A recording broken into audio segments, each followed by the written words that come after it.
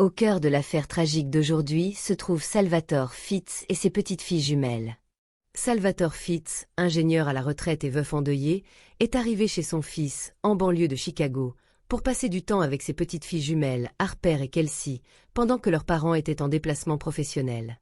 Après la perte de sa femme, Marjorie, il y a 10 ans, Salvatore Fitz s'est retiré du monde.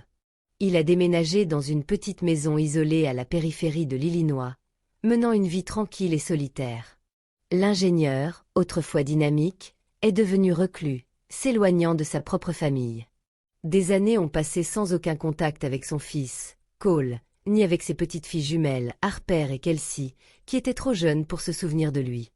Ce n'est que récemment que Cole a pris contact, espérant renouer le contact et combler le vide créé par cette période. Salvatore, d'abord hésitant, a finalement accepté. Lorsque Cole proposa à Salvador de passer quelques semaines avec les filles pendant que sa femme et lui étaient en déplacement professionnel, Salvador y vit l'occasion d'arranger les choses, de réparer les blessures et de raviver les liens qu'il avait laissés s'effriter. Avec cet espoir en tête, Salvador fit ses valises et quitta la solitude de sa maison, prêt à retrouver la vie qu'il chérissait autrefois. Il ignorait que les retrouvailles censées apaiser allaient au contraire s'effondrer. La maison, chargée de souvenirs du passé, semblait l'endroit idéal pour raviver les liens et panser les vieilles blessures. Mais au fil des jours, la dynamique au sein du foyer prit une tournure inattendue.